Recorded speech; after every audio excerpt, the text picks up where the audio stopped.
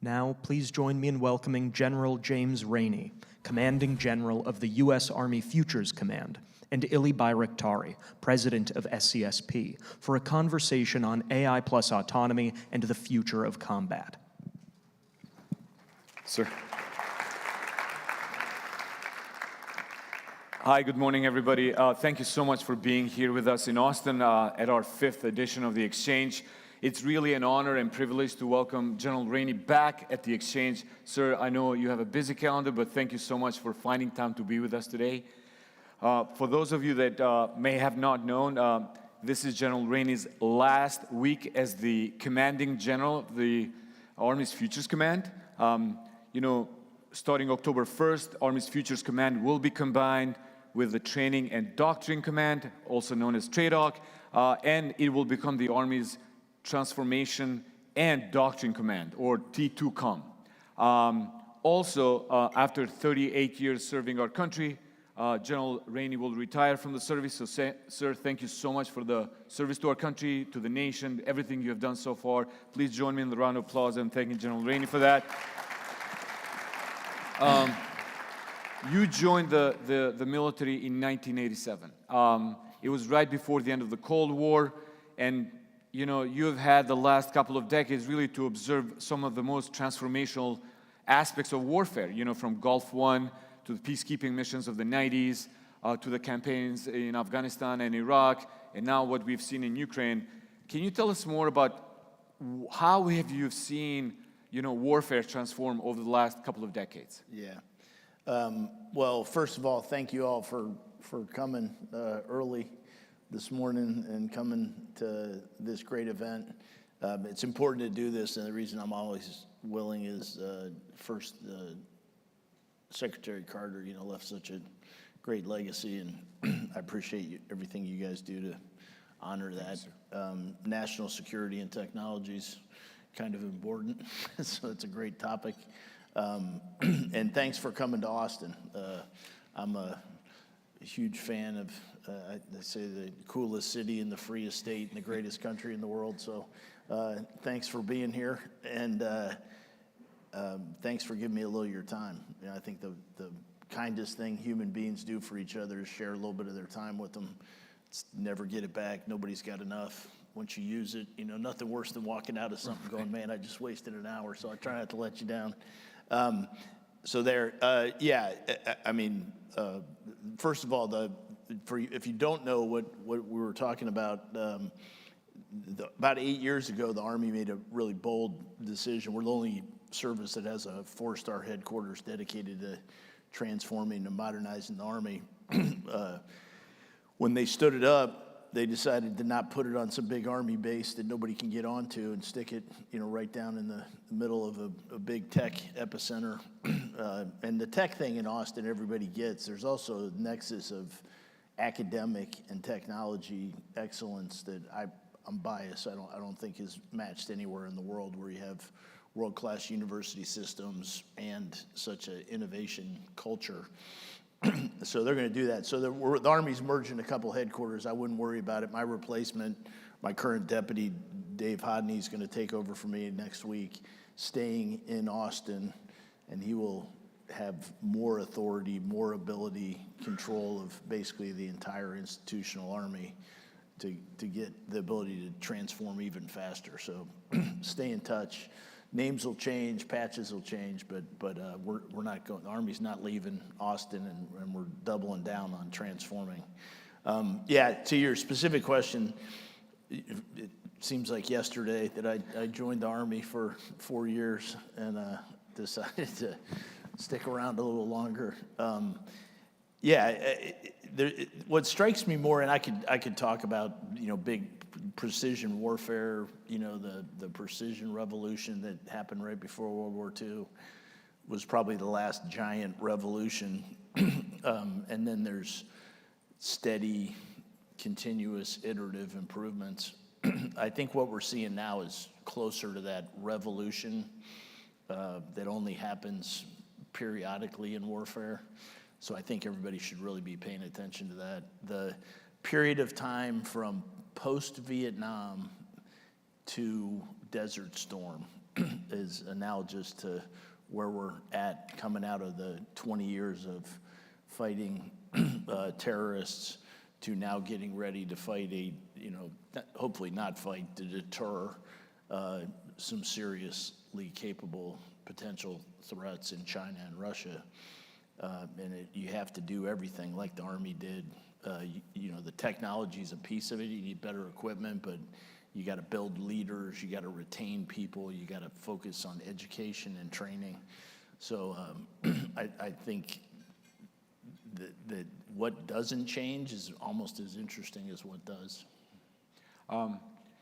You talked in one of the interviews about this being a revolution rather than evolution. Can you expand a little bit more on that?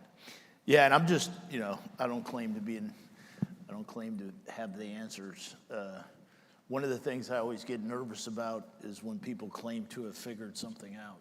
People that definitively state things in today's environment make me a little nervous. I think the ability to be intellectually humble, passionately curious, ask good questions,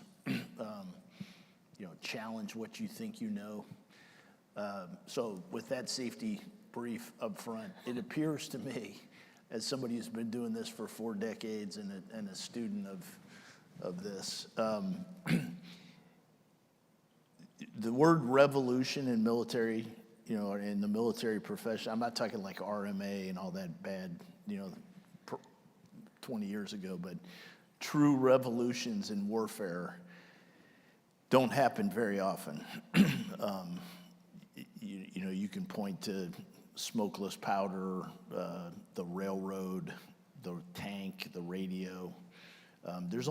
It doesn't happen. What's more common is evolution. So doing the same things, but it's changing how you do it and what you do it with, I would say, are the evolutionary stuff that is pretty much speeding up what used to be a 5-year process turned into a 1-year process. And the case of UAVs and counter UAVs is turned into a 1-week process, couple-day process.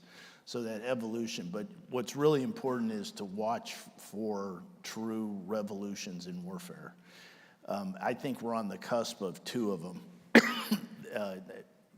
Good news if you're in the AI business, AI is central to both of these. I don't think AI itself is a revolution, but there's 2. Data-centric warfare, so moving to a truly data-centric approach to how we fight. So getting out of stovepipe mission command systems. It's not about connecting some sensor to some shooter with some leader making an ethical decision in the process. Technology is now taking us to the point where if we get control of our data, meaning that it's usable and accessible and controllable, create a data layer, every sensor, all the knowable data can be brought to bear. Because I don't know what's going to happen with AI. It'd be fascinating people's, but whatever happens with large language models, machine learning, quantum computing, if it ever really materializes, but the speed of computing going up irregardless, none of that matters unless as a military person is able to go to the people doing that and saying, here's my data, unleash the magic. And that's what the Army figured out. So Next Generation Command and Control is an Army program. We've been working on it for a little over 2 years. It's a real thing. We're fielding it to one of our divisions right now. That is going to revolutionize warfare.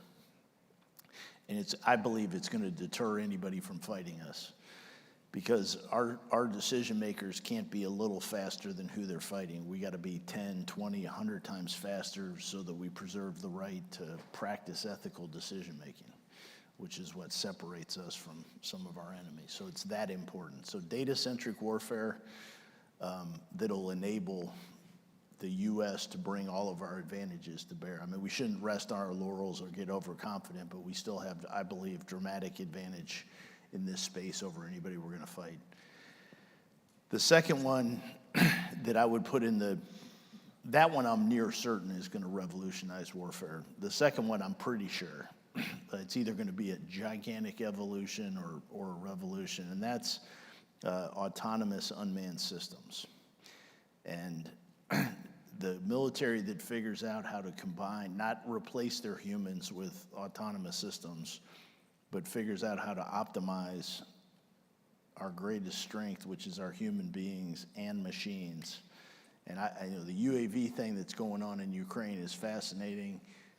Everybody who says anything about the sense of urgency we should be pursuing is absolutely right. I'm not making light of that in any way.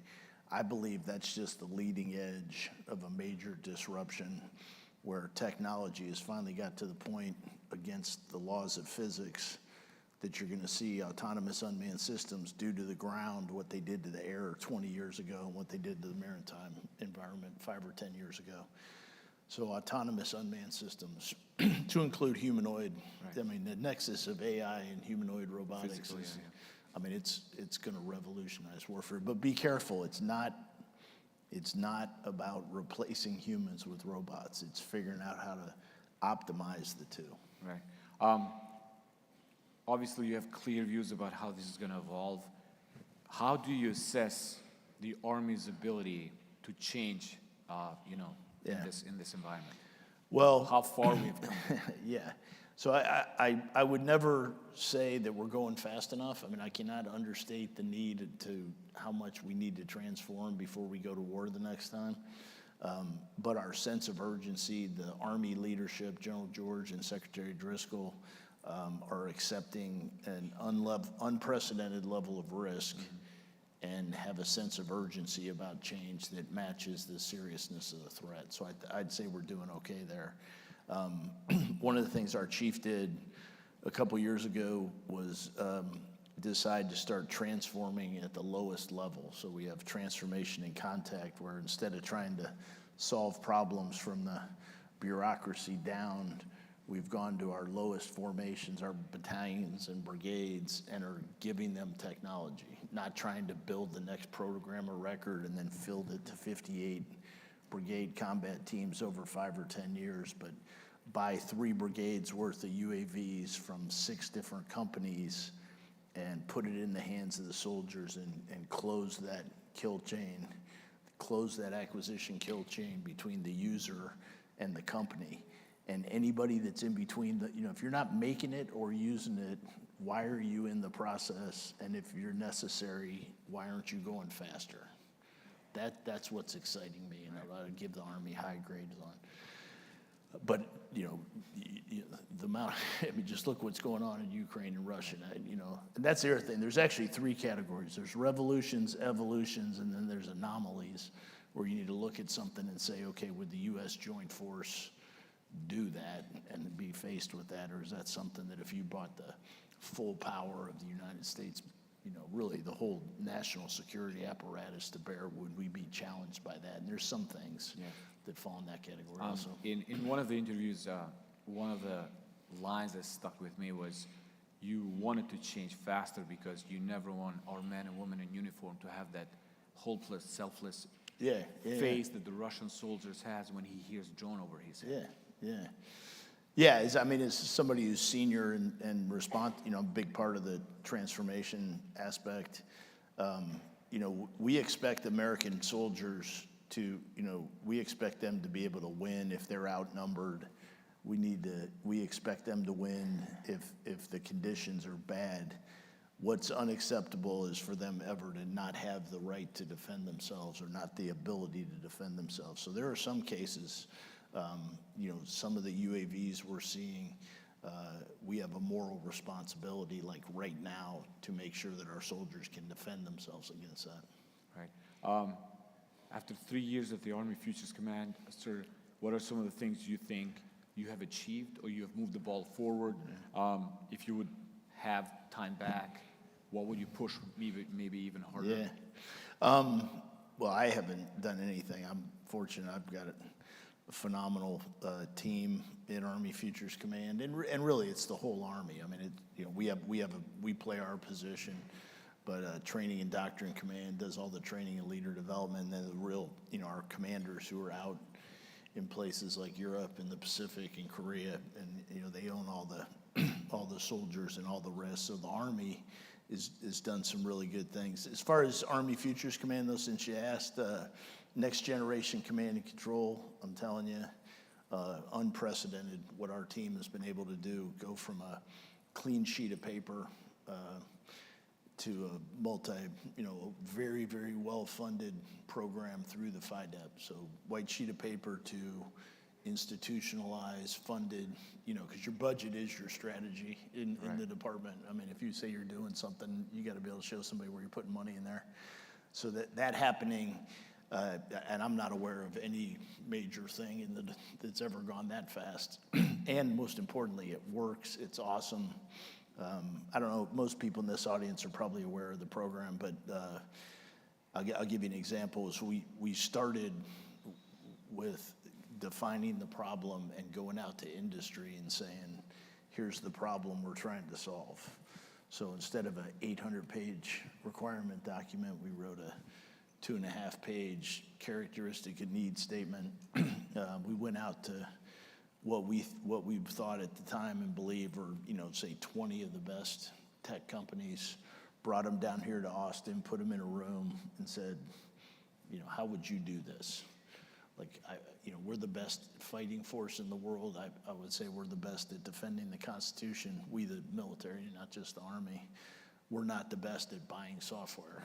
The only thing we're worse at than buying software is making software. So, why don't we go out to the best companies in the world and say, how would you do this? And that resulted in an award to a team of industry companies that self-organized. So they're just not an integrator, down select, an industry. We bid the contract in a way that companies had to self-organize and come back.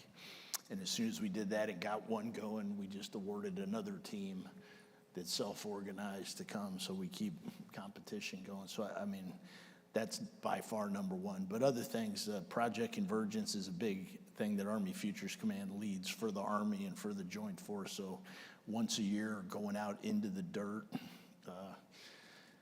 I have a little bit of time in the Pentagon. One of the things I like to say is almost everything works on the PowerPoint slides in the briefing.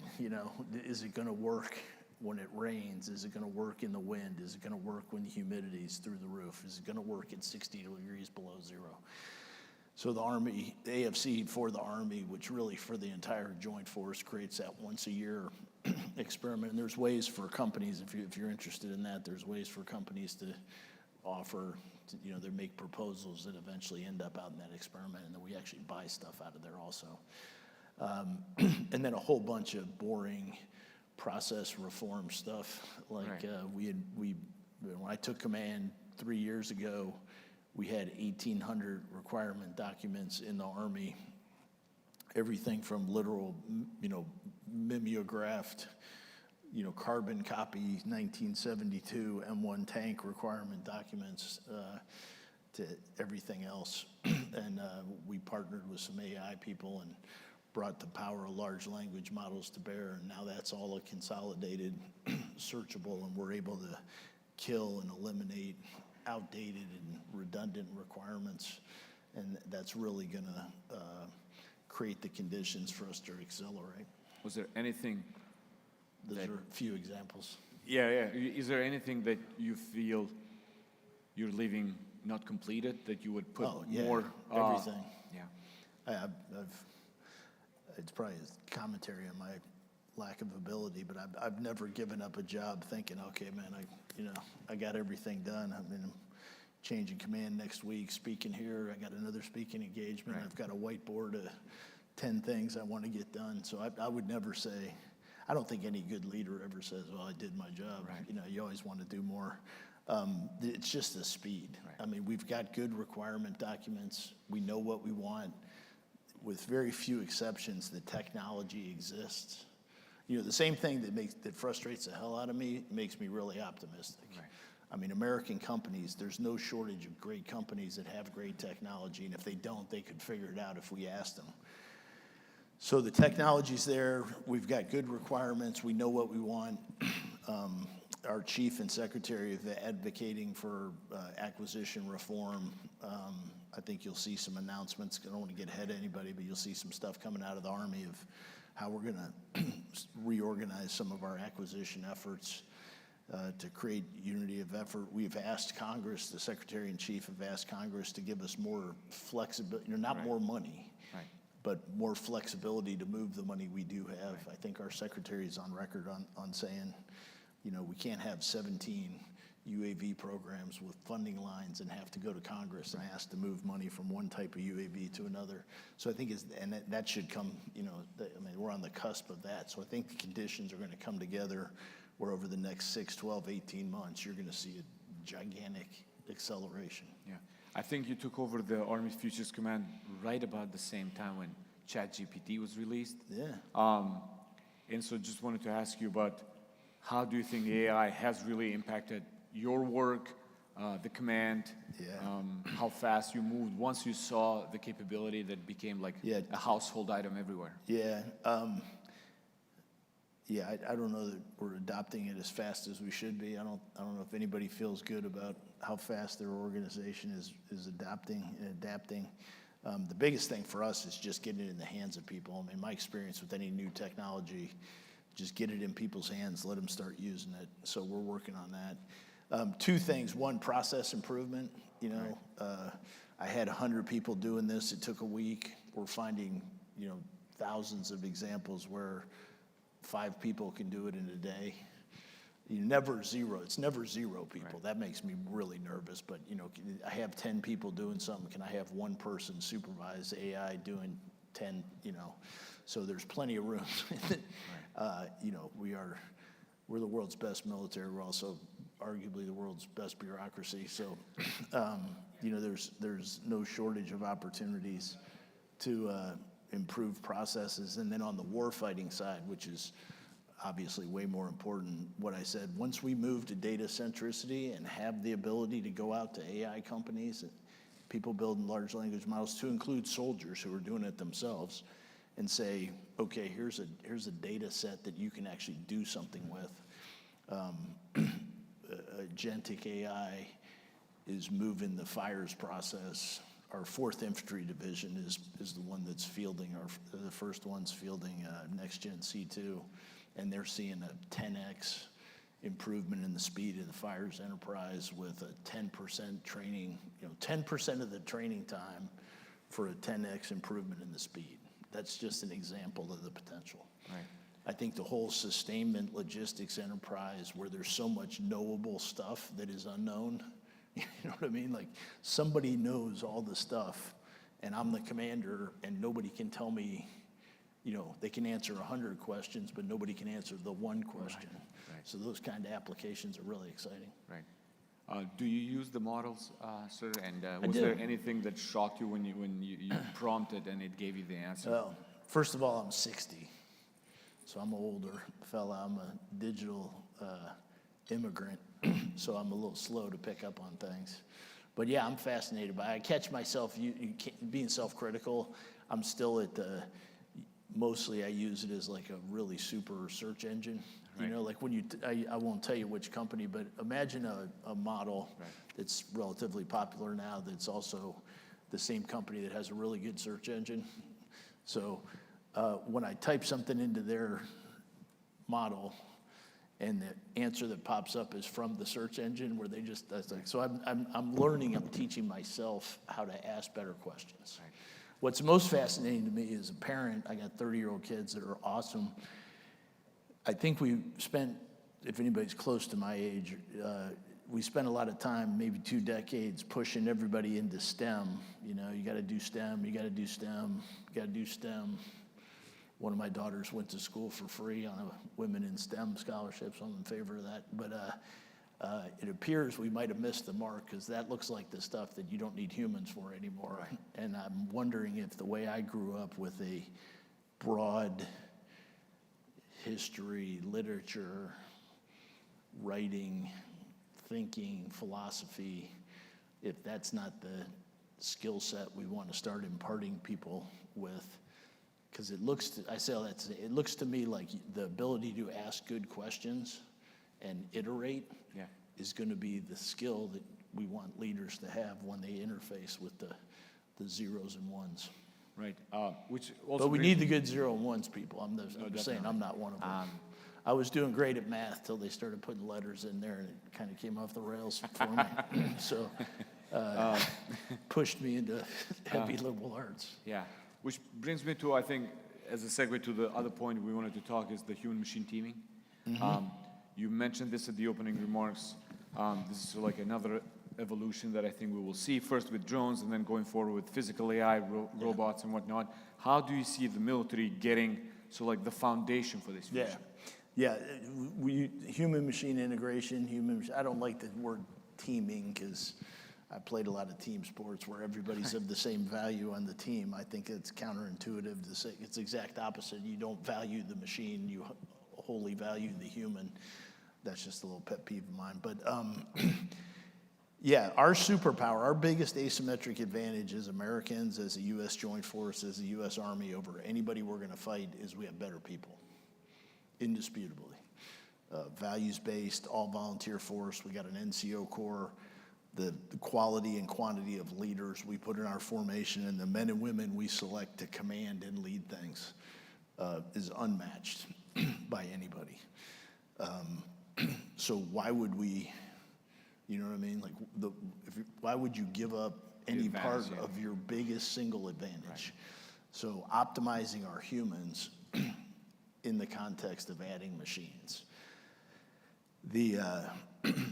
I'll give you an example. We shouldn't find out where the enemy is. Like I say, no blood for first contact. Like we should never again lose a soldier finding out where a minefield, where an IED is, where the enemy is. That's something, all that risk we can transfer to machines. You know, pilots shouldn't light up enemy air defenses. It should be some autonomous system, you know, around them. So transfer risk, but the real reason you want to do that is war is getting so complex, so fast, so lethal that every ounce of capability those humans have needs to be spent doing things that only humans can do. I would defer to anybody in here who, everybody probably knows more about technology than me, but I don't believe computers are ever going to have instincts. I don't think they're going to have curiosity in the truest sense of the word.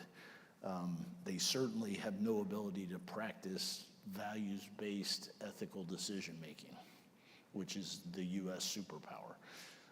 So optimizing our humans, getting everything, all the risk and all the cognitive load off of our humans so that they can perform at their maximum capability.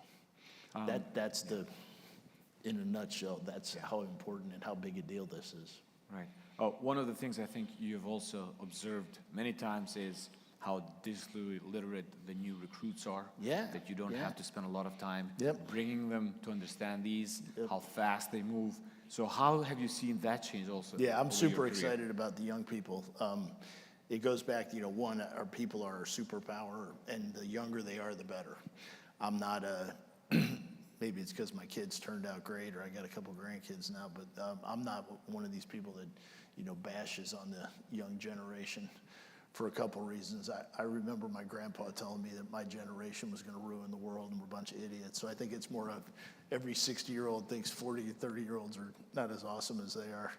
But more practically, I've seen no example of our young people having any ability, any challenge adapting to some kind of new piece of kit. I mean, if you think about their life, they've grown up with devices, they've seen the world change dramatically, COVID, pick something in this life experience these people have had.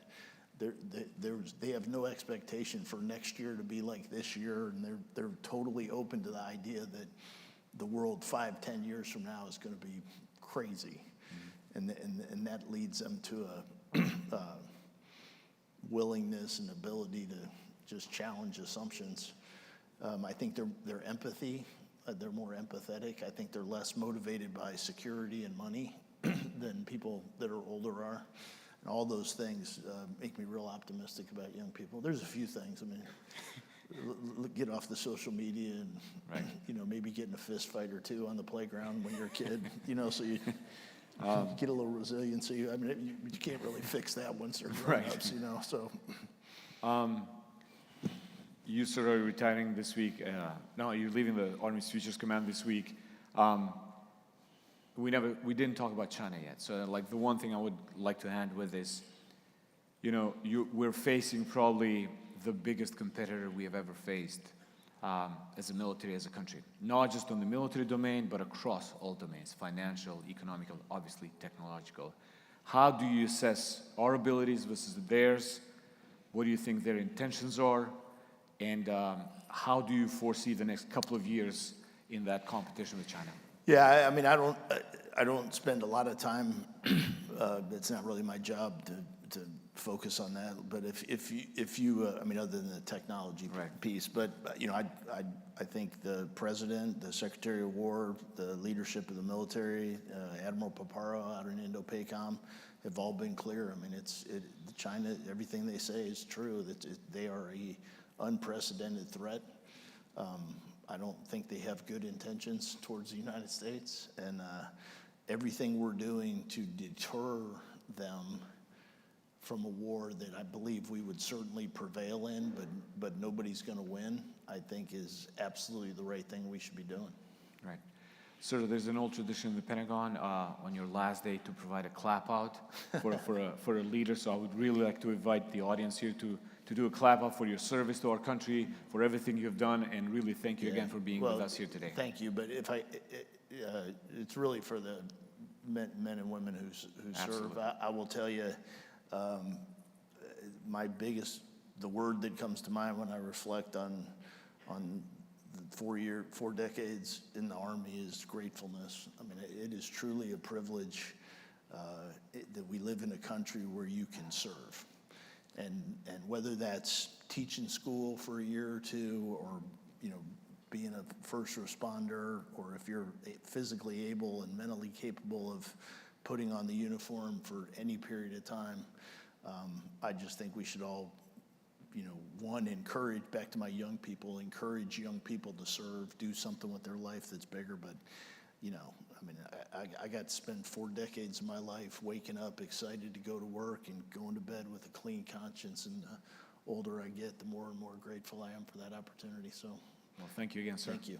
Appreciate it. Thank you so much. Thank you.